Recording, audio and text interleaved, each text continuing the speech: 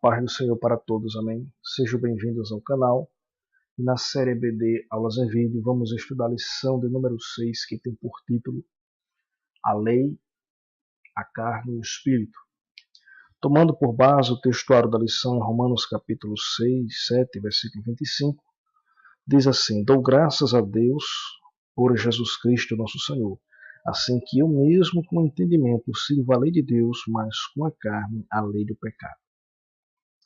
O apóstolo Paulo, na carta aos Romanos, capítulo 6, ele fala como Deus, mediante a sua graça, nos libertou do pecado. Agora, no capítulo 7, ele fala tanto para cristãos quanto para judeus sobre a libertação da lei. O que é a lei?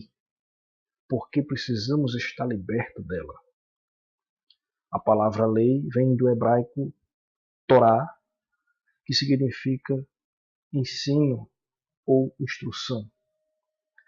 A lei, ela foi dada para revelar a vontade de Deus com relação à conduta do seu povo. A lei, ela não foi dada para salvar. A lei, ela não justifica ninguém. Antes, a lei, ela serve-nos de instrução até que Cristo viesse. Veja o que diz a Bíblia em Gálatas capítulo 3, versículo 24. De maneira que a lei nos serviu de aio para nos conduzir a Cristo. Veja só, o objetivo da lei é revelar a vontade de Deus com relação à conduta do seu povo. Não para trazer salvação, não para justificar, mas para nos instruir, nos conduzir a Cristo, para que pela fé fôssemos justificados. Tá vendo? A lei, ela aponta para Cristo, porque lá na frente, depois da lei, no Calvário, Cristo nos deu acesso à graça de Deus mediante a fé. Então, essa era a função da lei. Porém, os judeus consideravam que praticar a lei era a expressão máxima da vontade de Deus e poderia alcançar a justificação. Mas Paulo deixou bem claro que ninguém pode se justificar pelas obras da lei. A lei não era só os 10 mandamentos. A lei, ela tem o seu aspecto moral, o seu aspecto civil e cerimonial.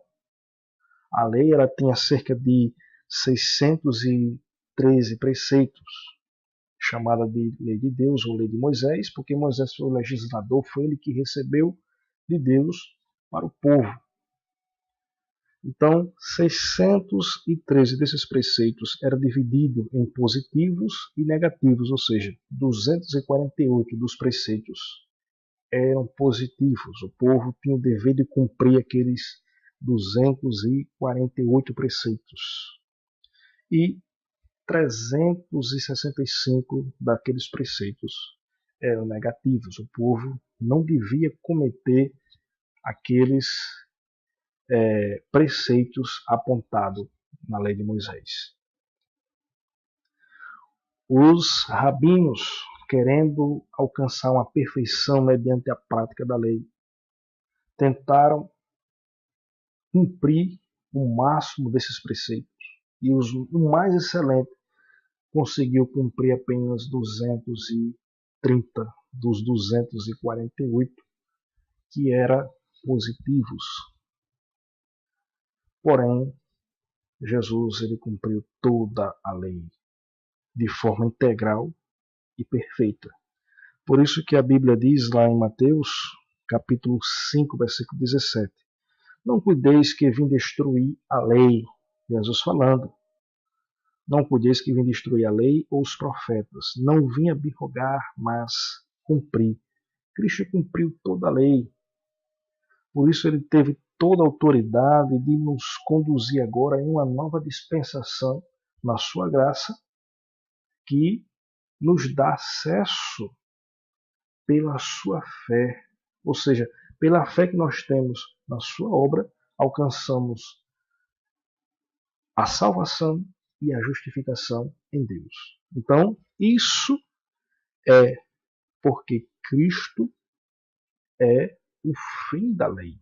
A lei aponta para Cristo. Cristo é o fim da lei. Aí veja o que diz Romanos, capítulo 10, versículo 4. Porque o fim da lei é Cristo, para a justiça de todo aquele que crê. Porque quando muda de sacerdócio, necessário se faz também mudança da lei. Hebreus 7:12.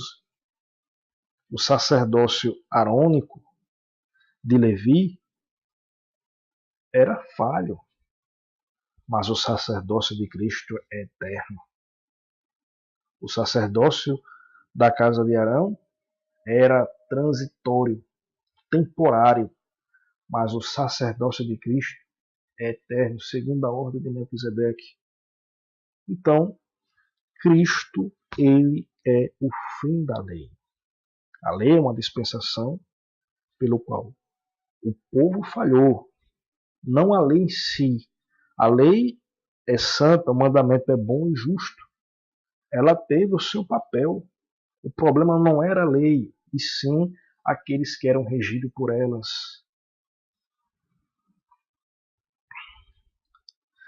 Por que precisamos estar liberto da lei?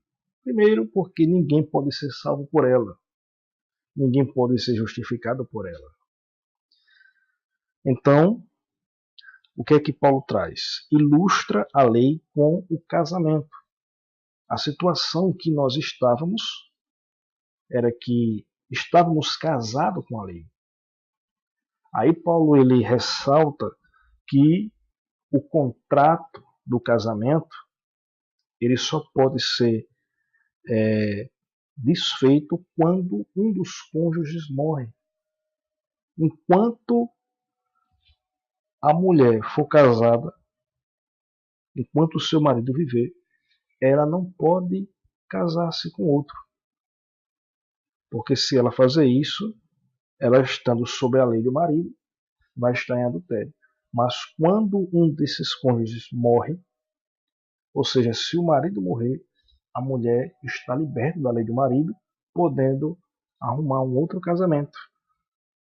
E assim aconteceu. Nós aceitamos a Cristo pela fé, fomos batizados na sua morte, e através da sua morte, nós somos agora libertos da lei. Veja o que diz o texto de Romanos capítulo 7, versículo de 1 a 3. Não sabeis vós, irmãos, pois que fala aos que sabem a lei, que a lei tem domínio sobre o homem por todo o tempo que ele vive? Ou seja, enquanto estiver vivo, tem a obrigação a lei. Mas, quando morre, ele está liberto da lei. Aí Paulo ele entra na ilustração do casamento, porque a mulher que está sujeita ao marido, enquanto ele viver, estar-lhe ligada pela lei, mas morto o marido, está livre da lei do marido. De sorte que, vivendo o marido, será chamada adúltera, se for de outro marido. Mas morto o marido, livre está da lei. Assim não será adúltera, se for de outro marido. Então aqui está claro a analogia, onde Paulo ilustra a lei com o casamento. Só nos libertamos da lei quando morremos e nós aceitamos a Cristo pela fé. Fomos mortos mediante a sua morte, ou seja, batizados na sua morte. Então, a morte de Cristo nos libertou da lei. Então, pela fé, nós somos justificados, salvos e libertos também da lei, do pecado e da lei, porque a lei ela nos traz o conhecimento do pecado. Paulo ele diz que não conhecia, não sabia que cobiçar era pecado se a lei não dissesse não cobiçarás. Então, a lei ela traz o conhecimento do pecado, a lei aponta o pecado, mas não justifica, não salva e não perdoa. Então, a união com Cristo nos libertou da lei. Aí, Gálatas 5:1, estáis, pois, firmes na liberdade com que Cristo nos libertou, e não nos torneis a colocar-vos debaixo do jugo da servidão.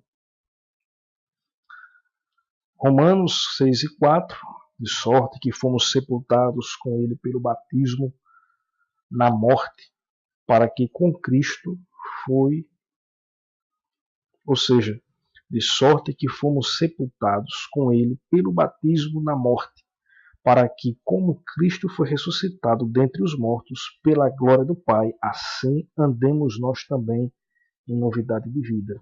Então, a nossa união com Cristo nos deu a liberdade de se libertar da lei. E a morte de Cristo nos deu essa liberdade de andarmos em uma nova vida, em novidade de vida para com Deus. Então, para concluir essa pré-aula, podemos observar que a humanidade em Adão ela ficou caída, porque Adão ele foi o representante da humanidade, mas ele falhou e a humanidade ficou caída, condenada, subjugada. O pecado, de uma forma, dominou-nos por causa da lei, porque a lei ela apontava o pecado, a lei nos condenava, porque mostrava que todo aquele que não praticasse era transgressor e que estivesse na prática do pecado. Então, somente Cristo podia nos libertar. E através de Cristo fomos libertos da lei. E agora em Cristo nos tornamos filhos de Deus, alcançamos salvação e justificação mediante a justiça do Filho de Deus. Mas uma coisa é importante que nós devemos entender, que em meio a essa nova vida que nós temos em Cristo, no nosso interior, a velha natureza tenta conflitar com a nova vida em Cristo, ou seja, a nossa vida espiritual. Mas eu quero deixar bem claro para todos os irmãos e ouvintes desse vídeo que, enquanto nós estivermos debaixo da graça, o pecado não terá domínio sobre nós. Então, o segredo para nós vencermos a velha natureza e fortalecer a nossa vida espiritual em Cristo é com a ajuda do Espírito Santo que habita em nós. Então vamos ouvir a voz do Espírito, vamos seguir conforme a palavra de Deus, que nós seremos edificados e fortalecidos na fé.